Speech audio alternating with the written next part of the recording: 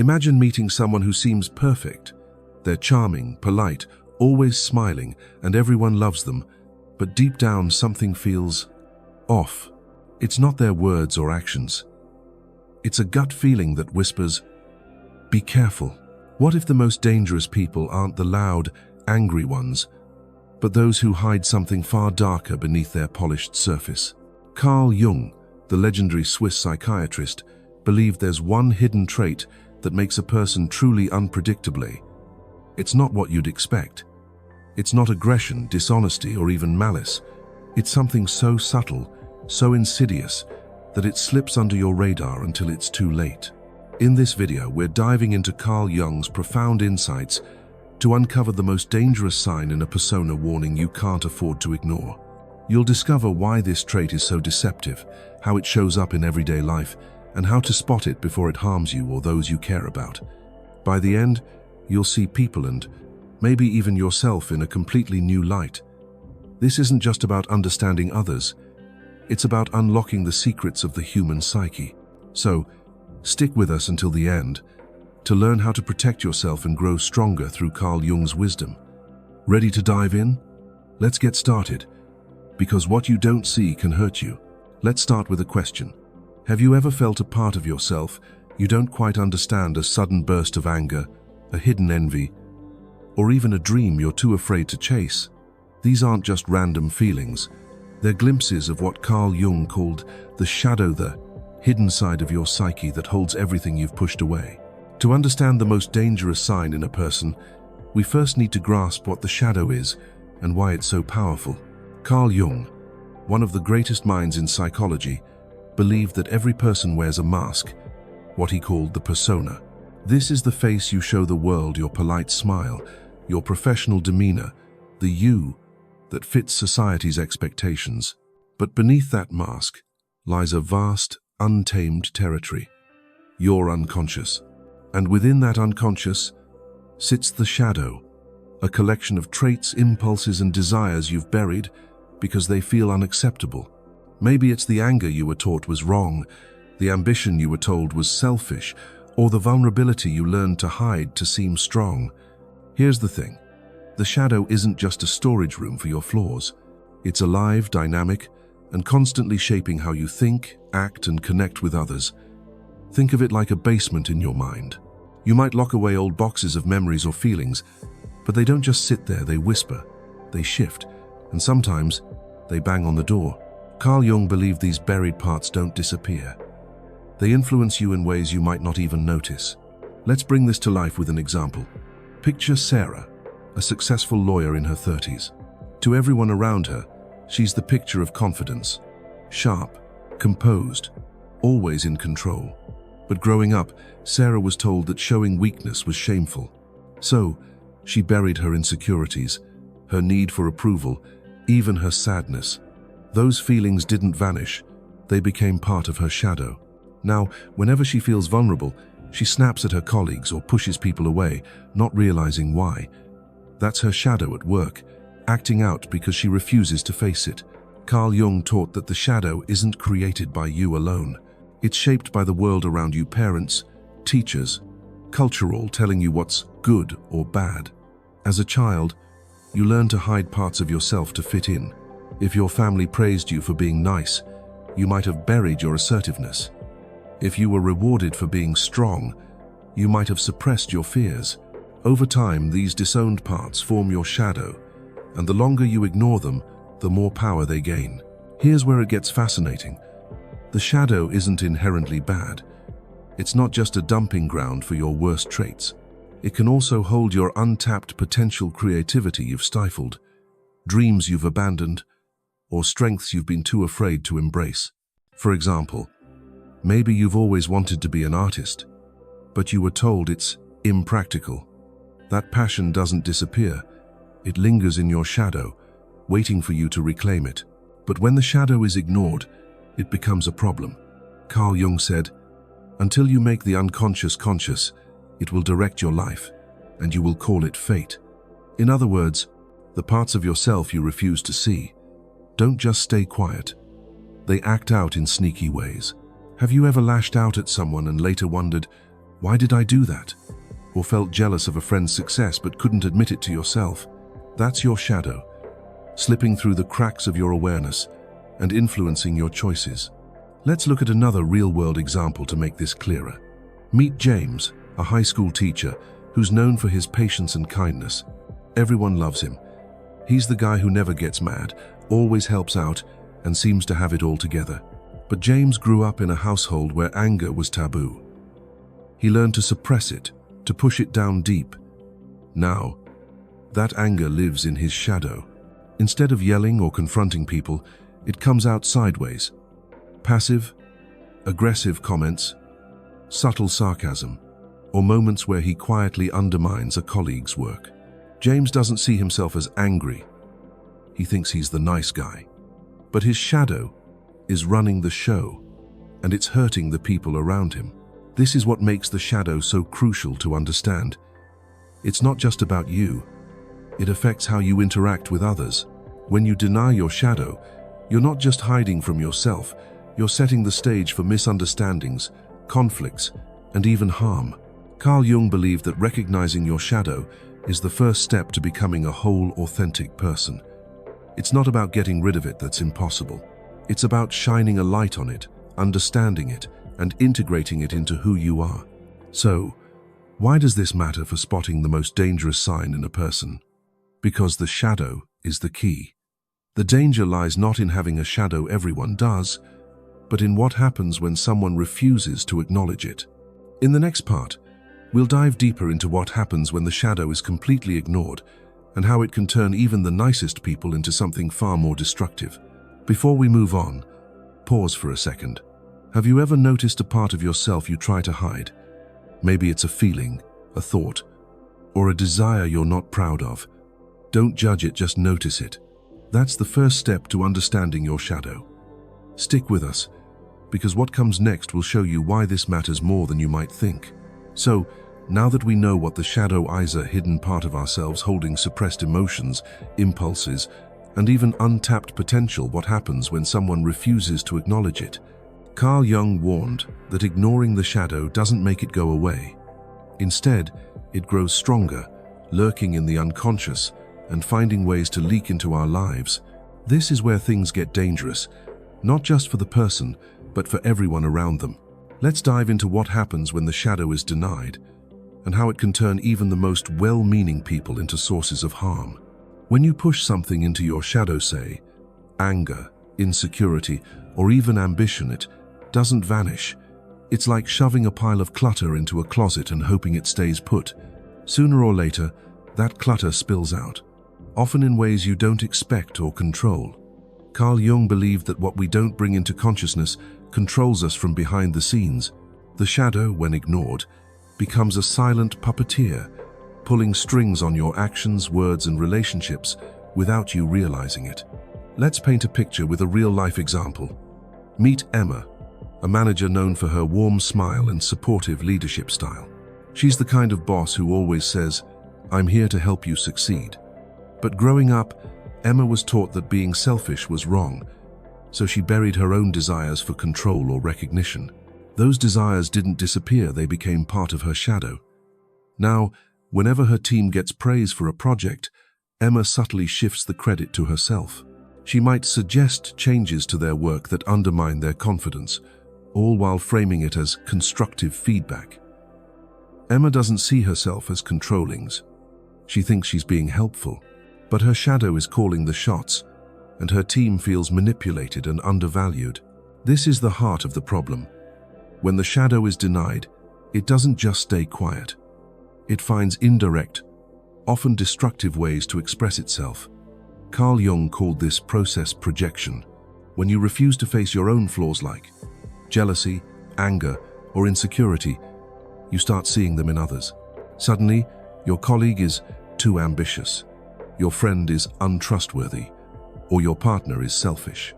You blame the world for the very things you can't admit about yourself. This isn't just a personal issue, it creates tension, mistrust, and conflict in relationships. Let's look at another example to drive this home. Consider Mark, a devoted father who prides himself on being the perfect parent. Growing up, Mark was criticized for showing vulnerability, so he buried his fears and doubts. Now, those insecurities live in his shadow. Instead of admitting he's worried about his teenage daughter's choices, Mark controls every aspect of her life, her friends, her hobbies, even her clothes, all under the guise of protecting her. When she pushes back, he accuses her of being ungrateful or rebellious, never seeing how his own fear is driving his behavior. His shadow is hurting their relationship, but Mark is blind to it because he believes he's only doing what's best. Carl Jung's insight here is chilling. What is not made conscious will be lived out as fate. When you deny your shadow, you don't just suppress it. You give it power to shape your life in ways you can't predict. This can show up as self-sabotage, like procrastinating on a dream because deep down you fear failure, or it can manifest as subtle cruelty, like passive-aggressive comments that hurt others while you claim innocence. The longer you ignore your shadow, the more it escalates, pushing you toward breakdowns or destructive patterns. Here's a question to make this personal. Have you ever caught yourself acting in a way that surprised you? Maybe you snapped at someone you love, then felt confused about why. Or maybe you judged someone harshly, only to realize later you were jealous or insecure. That's your shadow breaking through, begging to be seen. Acknowledging it isn't about feeling shame, it's about taking back control. But what happens when someone takes this denial to the extreme? When they not only ignore their shadow, but build their entire identity around being good or perfect? This is where the danger deepens. People who refuse to see their flaws often project them onto others with devastating consequences.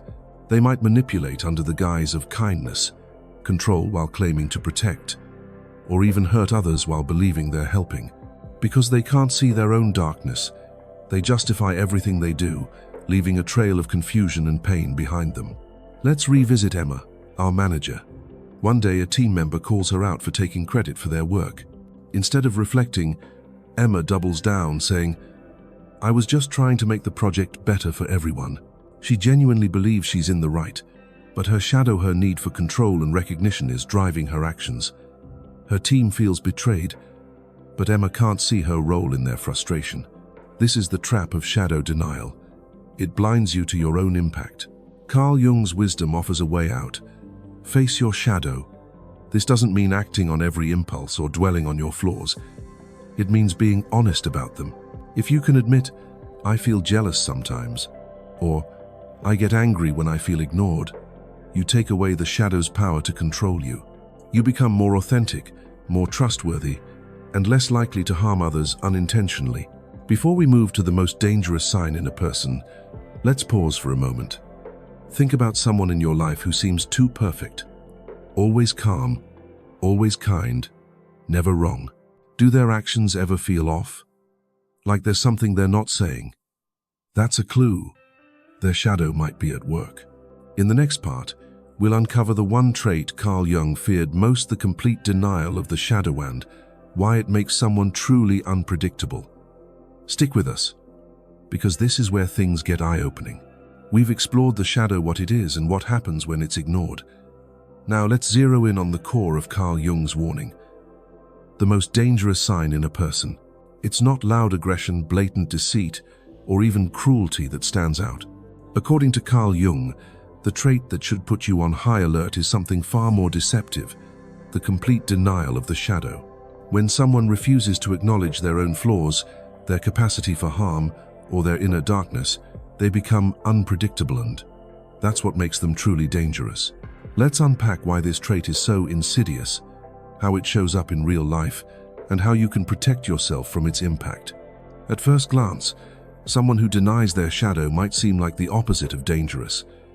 They're often charming, composed, and quick to present themselves as kind or morally superior. They might say things like, "I always have your best interests at heart," or "I'd never hurt anyone." But here's the catch. Their refusal to see their own imperfections creates a blind spot. They can't admit they're capable of jealousy, anger, or selfishness. So when those traits surface, and they always do, they justify their actions without a second thought. This lack of self-awareness turns them into a walking contradiction. They believe they're good, but their behavior can leave you hurt, confused, or questioning yourself. Let's bring this to life with an example. Meet Rachel, a co-worker everyone describes as sweet and selfless.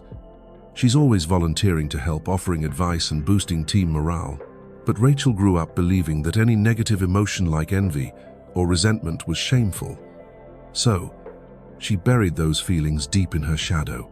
Now, when a colleague gets a promotion she wanted, Rachel doesn't admit she's jealous.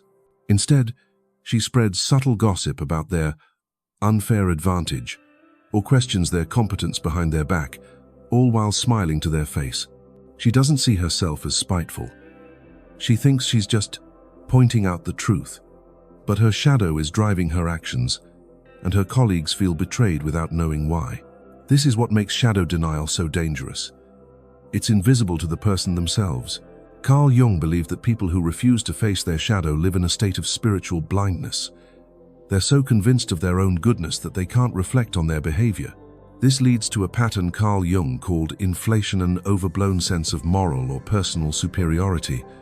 These people might manipulate others while claiming it's for their benefit, control situations under the guise of protection, or even cause harm while insisting they're the victim. Because they can't see their own flaws, they never take responsibility, leaving others to clean up the emotional wreckage. Let's look at another example to drive this home. Imagine David, a community leader known for his generosity and higher values.